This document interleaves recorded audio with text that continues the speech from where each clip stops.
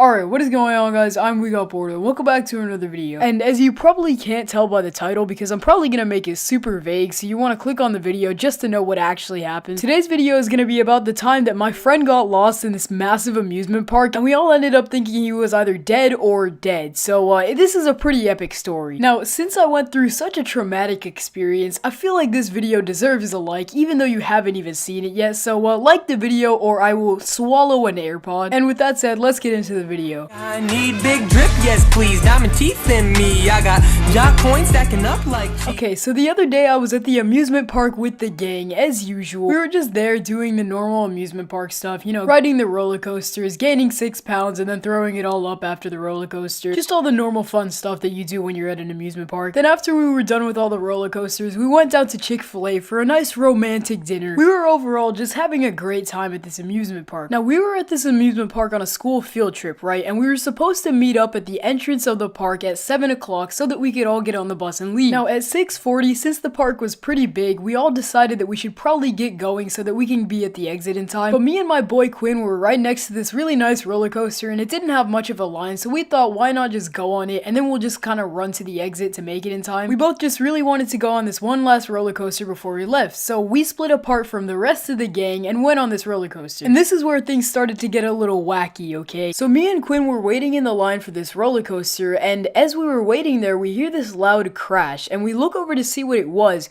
and there was just this iPhone shattered on the floor. So I guess somebody on the roller coaster had their phone in their pocket without knowing, and then it dropped as they were on it, because keep in mind, this roller coaster took you like upside down, outside out, inside in. It was a pretty crazy roller coaster, so somebody's phone had fallen out of their pocket as they were on it. So Quinn sees what happened, and he's like, dude, that would be awful to lose your phone like that, just like breaking on the floor at a roller coaster where you're supposed to be having fun. That would just really be not a great experience. So to keep from such a horrible tragedy happening to us, he had a bag with him so then we could put our phones in the bag and then put it off to the side while we were on the roller coaster, so then our phones wouldn't break when we were on it. So we both put our phones in the bag. I put mine in. I didn't really see him put his in, but I asked him and he said it was in there, so we were both okay. And then it was finally our turn to get on the roller coaster, so we both jumped on, put the bag off to the side. We went on the roller coaster. It was pretty fun, and then we got off. Now, by the time we were done with everything, it was about 6:50, and we were supposed to be at the exit by 7 o'clock, so we kind of had to hurry to get there. So we picked up the bag and ran faster than Sonic in the new Sonic movie trailer. That looks awful, by the way. And as we were supersonic zooming to the end of the park, he decided that he had to go to the bathroom, so he went in, took the bag with him, and I stayed outside to wait. So after a little while of going pee-pee in the potty, he comes back out, he has the bag with him, and then we keep going. So we keep running and running and running, and we finally get to the exit, and we were a little bit early, so we bought some snacks and stuff. So we buy the snacks, and then our bus was there, so we went on the bus, but on the way to the bus, he reached into the bag just to check that everything was there. So he's reaching into the bag, he takes out my phone and gives it to me, and then he reaches back in, and I just see his face drop. And so I'm like, dude, what is it? And he doesn't say a word. He keeps shuffling through the bag, and then he says, my phone's not in there. Bum, bum, bum, bum, bum, get bamboozled. And I'm just like, no way, there's no way you actually lost your phone. You were just talking about how you would genuinely die if you lost it, and you lost it. And so I go, dude, give me the bag, I gotta check this. And so I'm shuffling through it, and meanwhile, everybody else is getting on the bus, but I'm shuffling through the bag as quickly as I can, and I feel everything but a phone. And so I see a teacher coming up to us, and she's one of those teachers who's just kind of there to yell at kids and make sure they're doing the right thing. Like, she doesn't even teach anything, she just kind of sits there and makes sure the whole thing's not getting burnt down, which in this case, everything was getting burnt down. So she comes up to us and asks, hey, what's going on? Why aren't you on the bus with everybody else? And Quinn goes, yeah, I lost my phone. And she's like, oh, well, that's no good. So she decides to check the bag herself, and she can't find a phone in there anywhere. And maybe you guys already know this, but when you go to amusement parks, once you leave, you're not supposed to go back in. And we were technically out of the park grounds. We were in the parking lot to go to the bus, but we needed to go in there to look for his phone. So we were all like, what are we we gonna do? And so the teacher turns to me and says, go back to the bus. It's not your phone. You should just go back. I'm gonna sort this out with him. Just go back to the bus. And so I'm like, okay, not knowing what was about to happen. So I'm walking back to the bus, or kind of running at this point because I was really late. And I passed by this girl that was with us on the trip, and she asks what happened. And so I tell her everything that went down with Quinn losing his phone, and then she goes, oh, I know a way we can find it. On Snapchat, it tells you the location of everybody you have added, so she was just gonna look up his thing on Snapchat and then see where the phone last was. So she looks it up and sees that his phone was right at the exit of the park 41 minutes ago. And I'm like, alright, that gives us like a general location of where it could be. And so I try to go over and find Quinn, the kid who lost his phone, but he's gone. And meanwhile, my phone was dead and he didn't have his, so there was literally no way of telling him where his phone could be. But I trusted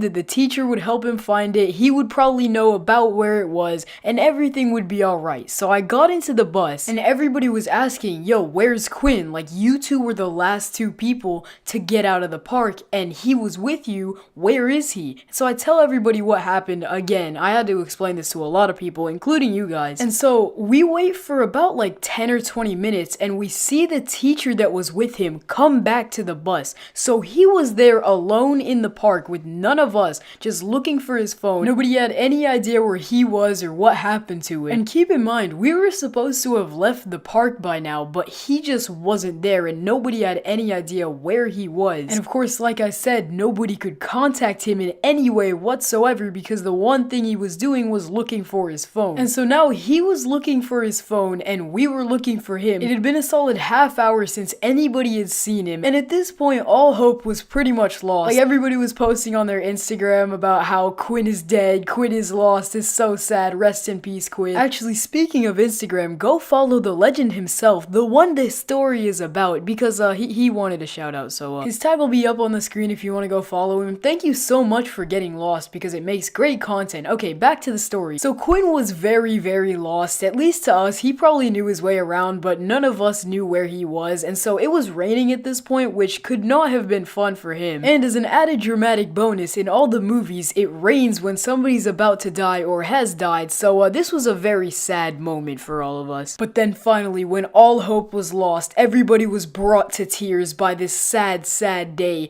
The teacher went outside and put her hand up as if she was saluting him, and we all stood up, flashed our flashlights out of the window, and saluted Quinn as he walked back to the bus. Yes, he's back. So Quinn ended up being perfectly fine, but screw Quinn, his phone was in great shape, okay? It had gotten rained on and probably stolen, but it was perfectly fine, okay? So props to Quinn's phone for actually surviving. And props to Quinn too, I guess, for like, surviving. I mean, we appreciate your human life, but your phone is worth a lot more. It's like $600 on Amazon or something, so...